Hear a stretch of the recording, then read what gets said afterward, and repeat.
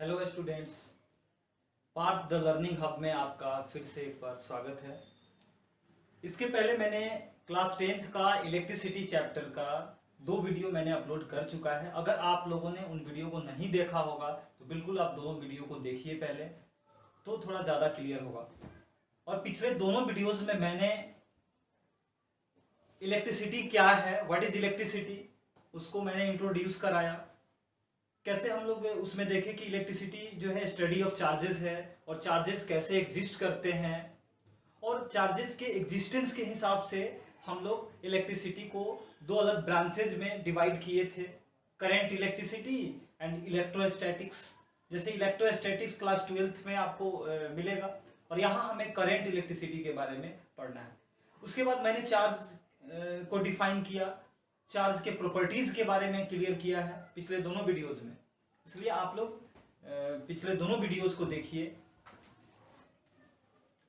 चलिए, यहाँ हम थर्ड पार्ट लेकर के आए हैं इलेक्ट्रिसिटी का, जिसमें हम बाकी दोनों वीडियोज से आगे करते हैं। इसमें सेकेंड वीडियो में मैंने प्रॉपर्टी ऑफ चार्जेस देख लिया है। अब यहाँ हम देखते हैं कि चार्ज से रिलेटेड एक पॉइंट यहाँ पे कि charge is a scalar quantity. आखिर चार्ज एक फिजिकल क्वांटिटी है, तो फिजिकल क्वांटिटी में चार्ज को हम कौन सा क्वांटिटी कहेंगे, ये थोड़ा सा क्लियर करना जरूरी है। तो चार्ज क्या है? स्केलर क्वांटिटी है। क्यों स्केलर क्वांटिटी है, इस चीज को थोड़ा सा हम लोग समझना चाहिए।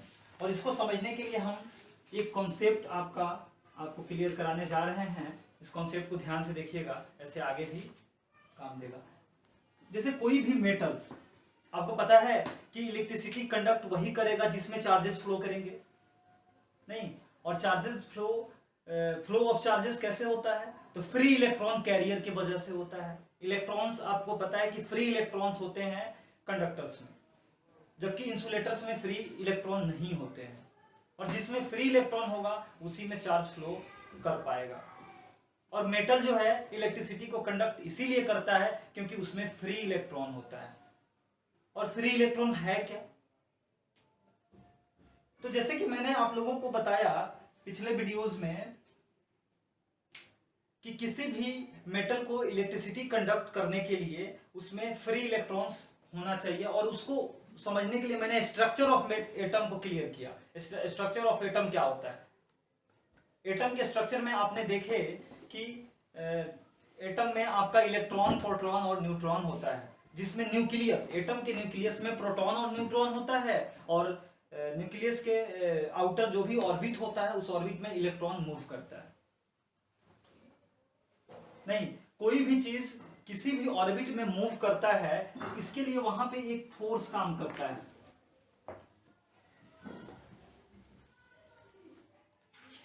किसी भी, जैसे सन के अराउंड अर्थ मूव कर रहा है या अर्थ के अराउंड मून मूव कर रहा है, तो उसके मोमेंट के लिए एक फोर्स होता है।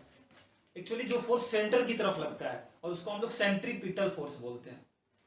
तो सेंट्रीपिटल फोर्स आता कहाँ है? अर्थ किसी भी ऑब्जेक्ट के ऊपर एक सेंटर की तरफ फोर्स एक्सर्ट करती है, जिसको ग्रेविटेशनल फोर्स भी बोलते हैं। और वहां पे जो सेंट्रीपिटल फोर्स मून के लिए जो होता है वो अर्थ प्रोवाइड कराता है, जो ग्रेविटेशनल फोर्स होता है, और उसी की वजह से मून सन के अराउंड मूव करता है। वही कॉन्सेप्ट यहाँ भी है कि किसी भी एटम के न्यूक्लियस में प्रोटॉन होता है और न्यूट्रॉन होता है, जिसमें न्यूट्रॉन न्यूट्रल होता है और प्रोटॉन पे पॉजिटिव चार्ज होता है। और आपको पता है कि जितने नंबर ऑफ इलेक्ट्रॉन्स किसी भी एटम में होते हैं उतना ही नंबर ऑफ प्रोटॉन होता है। यानी ऐसे अगर देखा जाए तो कोई भी एटम न्यूट्रल होता है। दूसरा चीज कि इसके इलेक्ट्रॉन्स जो हैं इसके चारों तरफ ऑर्बिट में मूव करते रहते हैं, ये इलेक्ट्रॉन्स मूव करते हैं।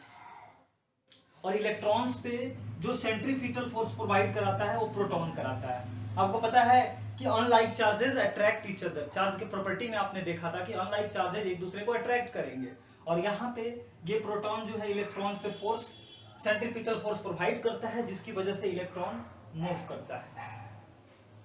अब रहा सवाल कि सब जितने भी एटम होते हैं वो न्यूट्रल होते हैं, तो फिर चार्ज आया कहां से? तो एक्चुअली जो मेटल के एटम होते हैं वो नॉन मेटल के कंपैरेटिवली लार्जर होते हैं। Atoms of metal are larger than the atoms of non metal. Non metal के तुलना में मेटल के एटम्स जो होते हैं वो लार्जर होते हैं, और लार्जर एटम होने की वजह से, थोड़ा सा यहाँ बात को समझना होगा, लार्जर एटम होने की वजह से जो आउटर मोस्ट ऑर्बिट में जो इलेक्ट्रॉन होगा उस पे जो सेंट्रीपिटल फोर्स लगेगा, उसका उस सेंट्रीपिटल फोर्स का जो वैल्यू है वो कम हो जाएगा।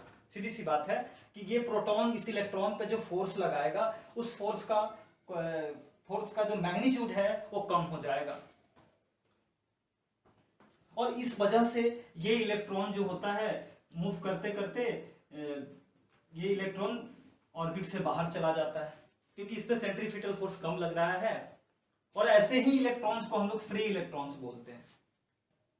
एक कॉन्सेप्ट यहां से क्लियर हुआ कि आखिर ये फ्री इलेक्ट्रॉन्स क्या हैं, आप समझ गए कि जो भी मेटल्स होते हैं उनके एटम लार्जर होते हैं, और लार्जर एटम होने की वजह से जो आउटर मोस्ट ऑर्बिट के इलेक्ट्रॉन्स होते हैं उनको मूव करने के लिए जो नेसेसरी सेंट्रीपिटल फोर्स चाहिए वो फोर्स उनको मिल नहीं पाता है, वो ऑर्बिट से बाहर चले जाते हैं। और ऐसे ही इलेक्ट्रॉन को फ्री इलेक्ट्रॉन कहते हैं। और ड्यू टू फ्री इलेक्ट्रॉन्स किसी भी चीज को, किसी भी सब्सटेंस को हम बता सकते हैं कि वो कंडक्टर है कि इंसुलेटर है, बिकॉज अगर चार्ज फ्लो कर रहा है तो फ्री इलेक्ट्रॉन होना चाहिए, और जिसमें फ्री इलेक्ट्रॉन होंगे वही कंडक्टर होंगे, यानी इसीलिए जितने मेटल्स होते हैं वो कंडक्टर होते हैं। यहाँ एक क्वेश्चन और क्लियर हो गया, आपसे पूछा जाए कि Why do metals conduct electricity? Metal electricity क्यों कंडक्ट करता है, मेटल चार्जेस को क्यों फ्लो करने देता है, उन क्वेश्चन का भी जवाब यहां से आपको मिल जाएगा।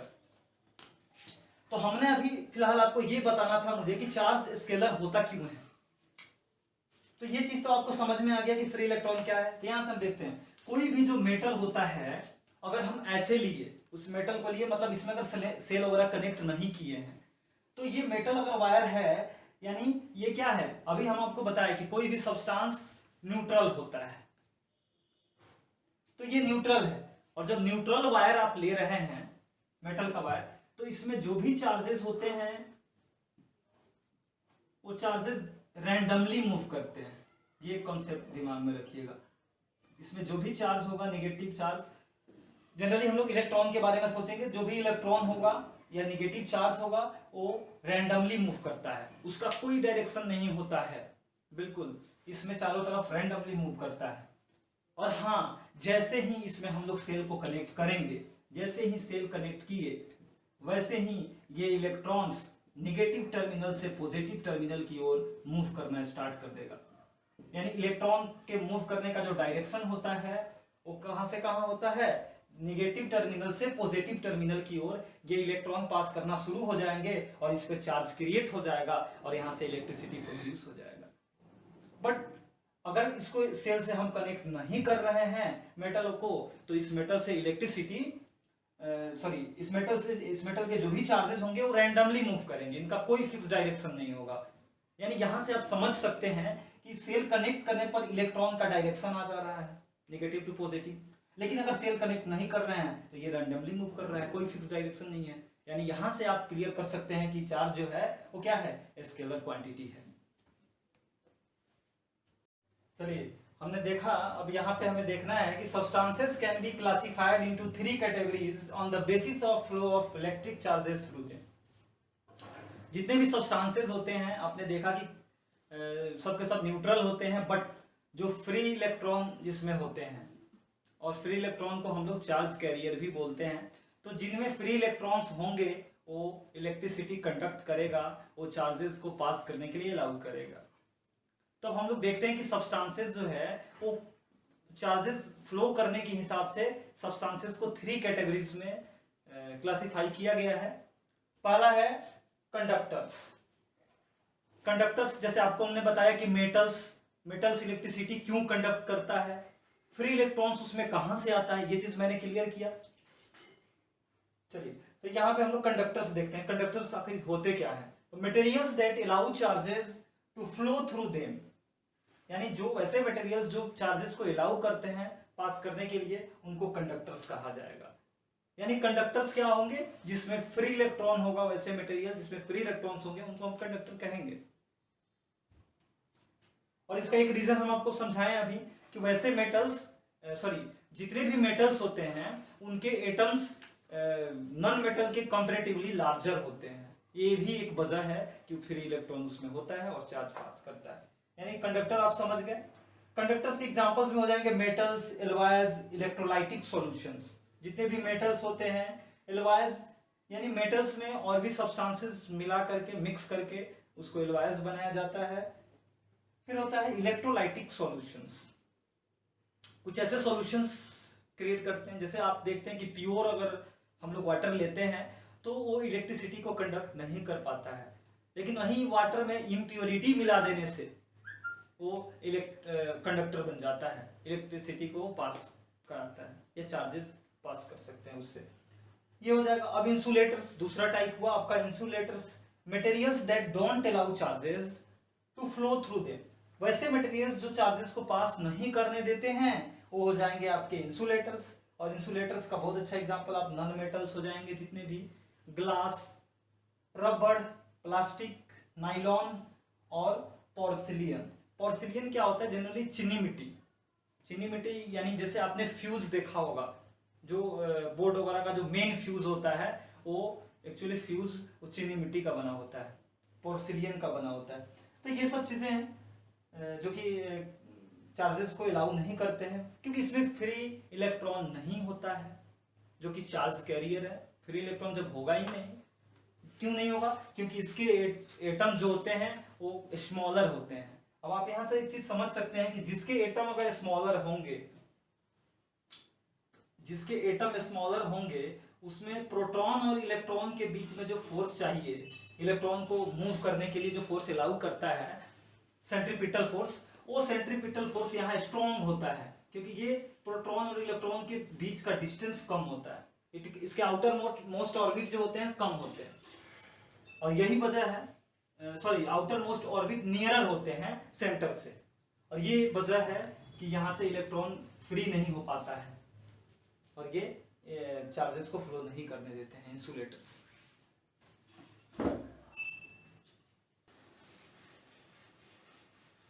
चलिए अगला है, तीसरा जो है आपका सेमी कंडक्टर है। ये पार्शियली कंडक्ट करता है इलेक्ट्रिसिटी को। मतलब ये कंडक्टर और इंसुलेटर के बीच में होता है। इसका जो कंडक्टिविटी होता है, किसी भी कंडक्टर का अपना एक कंडक्टिविटी होता है, तो एक्चुअली इसका जो कंडक्टिविटी यानी एक मेजरमेंट है, इलेक्ट्रिसिटी कंडक्ट करने का एक मेजरमेंट है कंडक्टिविटी से, आप समझ सकते हैं। यानी सेमी कंडक्टर क्या होता है? Materials which have conductivity between conductors and insulators. इसका जो कंडक्टिविटी होता है कंडक्टर्स और इंसुलेटर्स के बीच में होता है। कहने का मतलब है कि ये पार्शियली चार्जेस को अलाउ करता है फ्लो करने के लिए। यानी आप अगर इसमें से आप करंट को पास करा रहे हैं, मतलब इसको आप इसमें चार्ज अगर आप क्रिएट कर रहे हैं, तो यहां से आपको केवल शॉक लगेगा, आपको केवल शॉक लगेगा, क्योंकि ये क्योंकि इंसुलेटर होता नहीं है, इसमें थोड़ा बहुत चार्जेस फ्लो करता है। इसके एग्जांपल हो जाएंगे सिलिकॉन, जर्मेनियम, ये हो गया। चलिए इसके बाद हम लोगों को कुछ और भी फिजिकल, इस चैप्टर में बहुत सारे और फिजिकल क्वांटिटीज पढ़ना है, जैसे